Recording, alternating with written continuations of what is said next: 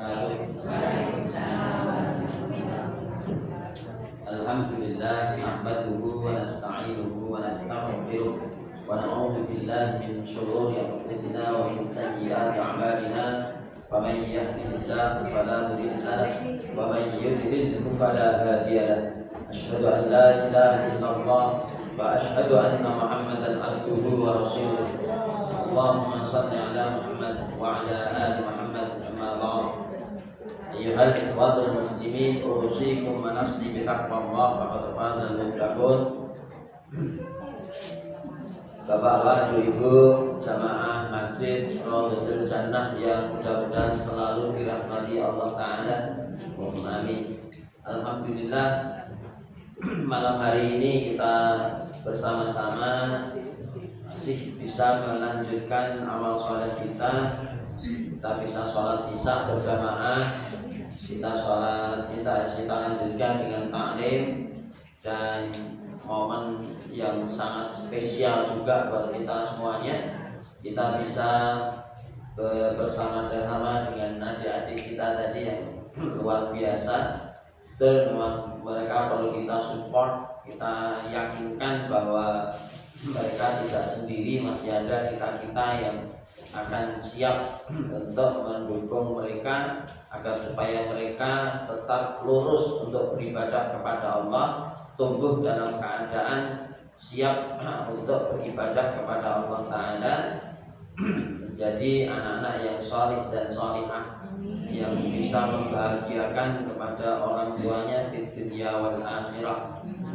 Insyaallah ketika kita dukung mereka dengan sesuai dengan kemampuan kita, sesuai dengan potensi kita masing-masing yang mungkin memang berbeda-beda, insyaallah itu tidak akan sia-sia. Sekecil apapun peran kita untuk ikut memberikan santunan itu tadi, ya insyaallah itu akan menjadi amal soleh kita bersama. Ya, kita menyaksikan, bukan cuma menyaksikan kita dapat apa, jangan dikira kita tidak dapat. Logikanya saja begini, kalau kita ini berada ada satu majelis, di majelis itu ada kemaksiatan, kita berada di situ saja itu sudah jadi satu penilaian buruk kepada kita. Itu lagi. Kalau misalnya kita mendapati ada satu perjudian, ada satu perilaku perzinaan misalnya, dan kita berada di situ, kita nonton. Itu saja kita ada penilaian jelek buat kita. Kemudian bila di kebalikannya juga begitu, demikian juga ketika ini ada satu kegiatan, ada satu amal soleh, kita berada bersama-sama berkumpul di majelis amal soleh itu tadi, walaupun kita ini cuma nonton, insyaallah itu akan tetap ada nilai kebaikan buat kita semuanya. Saya pun juga tidak tahu apa-apa, ikut bagikan tadi ya. Insyaallah saya juga dapat pahala harusnya. Kalau saya tidak dapat pahala, mas tak tuntut gitu. Nanti aku rana catatannya ganjarannya pelanggaran. Enggak, kita semuanya insyaallah dapat kebaikan. Alhamdulillah, kita syukuri kalau bisa rutin, ya insyaallah kita rutin ya untuk santunan ini ya. Alhamdulillah, kita dukung terus. Ini sekecil apapun dukungan kita tetap besar nilainya nanti di hadapan Allah Ta'ala. Bapak rahimahullah,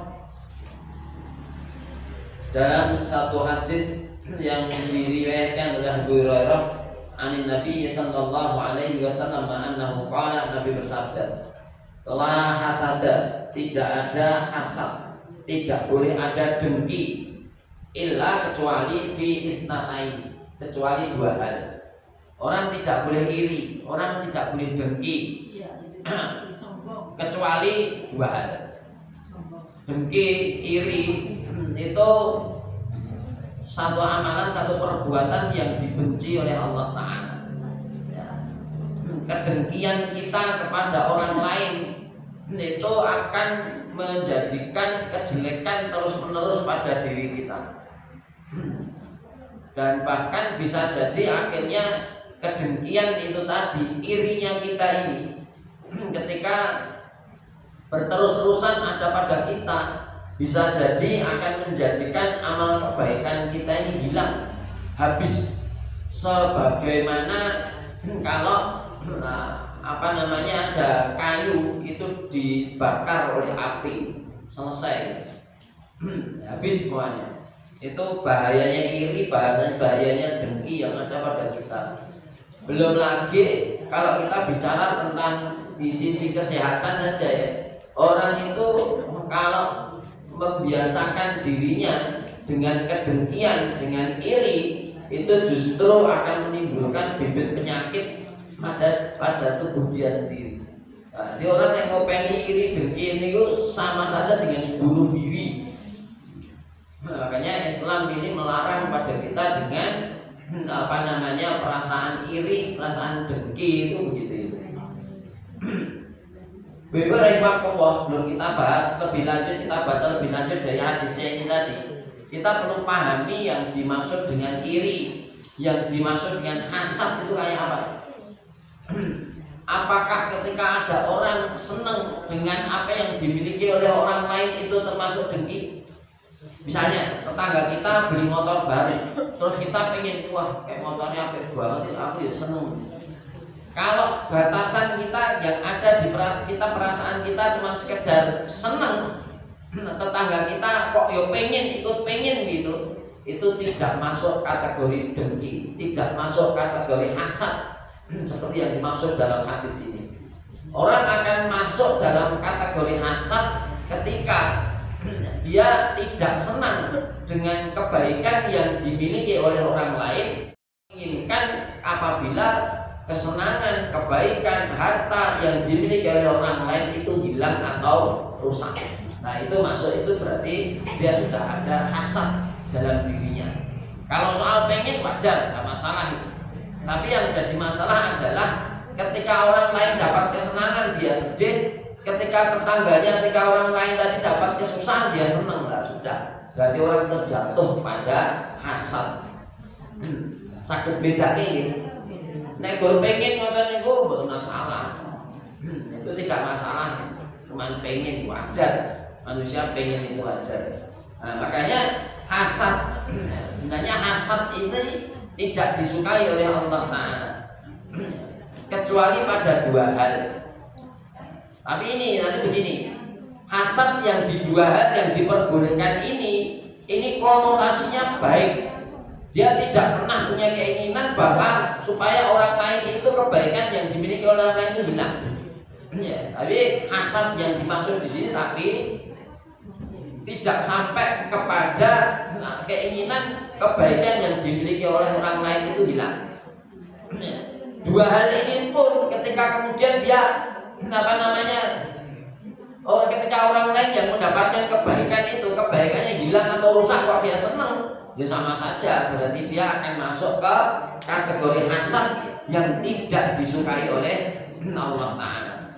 Nah, pengecualian dua pengecualian terkait dengan hasad yang diperbolehkan.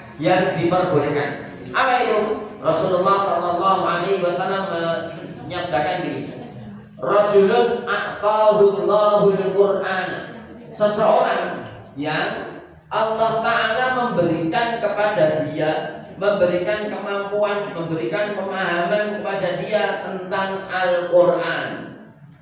Ada orang punya ilmu, punya pemahaman, punya bacaan, punya hafalan Al-Quran dengan baik. Yang kesemua ini kalau di konteksnya ini a'tahullahul Qur'an, dia dapatnya itu ya karena pemberian Allah Ta'ala. Orang punya ilmu itu pemberian dari Allah Ta'ala. Termasuk saya, walaupun baru sedikit ilmu saya, sehingga dari sedikit yang saya punya saya bisa sampaikan ke panjenengan ini pun itu juga karena izin Allah Ta'ala. Kalau bukan karena pemberian Allah Ta'ala ya gak mungkin saya bisa punya ilmu, saya bisa menyampaikan ilmu ini kepada panjenengan semuanya. Itu pemberian dari Allah Ta'ala. Makanya yang pertama hasad yang diperbolehkan adalah ketika ada orang mempunyai ilmu Al-Quran, bacaannya bagus, hafalannya banyak, dia paham tentang Al-Quran, tentang tafsir, dia bisa menjelaskan ayat-ayat Al-Quran. Wah, itu luar biasa ya. Nah, orang-orang semacam itu patut kita ini iri, patut kita ini ingin, patut kita ini amat sangat untuk bisa mencapai seperti apa capaiannya orang tersebut. Kalau orang yang mempunyai Al-Quran. Nah, orang yang mempunyai kemampuan, orang yang Allah Ta'ala berikan Al-Quran itu tadi, fahuwa, maka dia yatluhu, dia membacanya, dia membaca Al-Quran itu ana al-laili, di ujung malam, wan nahari, dan ujung siang. Jadi dia bacanya di waktu malam dan di waktu siang. Salah satu ciri orang itu diberikan oleh Allah Ta'ala Al-Quran adalah ketika orang itu senang membaca Al-Quran. Itu berarti Allah Ta'ala berikan nikmat kepada dia dengan Al-Quran. Senang membaca Al-Quran itu senang. Dan bahkan saking senangnya, bukti bahwa dia senang, maka dia punya satu tekad, tidak ada satu hari pun kecuali dia akan membaca Al-Quran. Dia tidak akan melewatkan satu hari pun kecuali diisi dengan membaca Al-Quran. Insyaallah kalau saya melihat semangatnya dari ibu-ibu ini luar biasa, senang dengan Al-Quran. Harus begitu kita orang Islam. Mau apa lagi kalau bukan Al-Quran yang kita senangi. Ini jadi prioritas buat kita dibandingkan dengan yang lainnya. Dengan penyanyi paling tenar sedunia sekalipun itu tidak ada apa-apanya dengan Al-Quran. Dibandingkan dengan lagu yang paling merdu sekalipun tidak ada apa-apanya itu dibandingkan dengan Al-Quran. Bahkan kalau mau dibandingkan ibu-ibu rahimahullah, kalau kita mendapati ada seorang penyanyi dengan suara yang merdu itu tadi, didengar kelihatannya enak, di hadapan Allah Ta'ala itu masih kalah dibandingkan dengan ketika kita mendapati ada orang membaca Al-Quran jeplek gak plegu, membaca Al-Fatihah misalnya gitu ya, al-ham dudu di hadapan Allah Ta'ala. Orang yang baca Al-Quran terbata-bata itu tadi, itu jauh lebih mulia dibandingkan dengan penyanyi yang suaranya merdu. Tapi memang kalau kita ditawarkan ke masyarakat secara umum, niku yo pilih ngrungokke penyanyi niku wae. Nek nyanyi ngaji terbata-bata niku wae yo wopo gitu. Mereka nggak akan tertarik. Terkadang dengan suara yang merdu saja mereka nggak tertarik. Kalau Al-Quran, ya itulah memang pinternya syaitan itu untuk mengelabui manusia ini. Ngoten niku wae. Sesuatu yang tidak ada manfaatnya itu oleh syaitan dihias demikian rupa menjadi sesuatu yang menarik. Mereka akhirnya tertarik dengan itu. Sementara Al-Quran yang sebenarnya itu materi yang menarik di hadapan Allah Ta'ala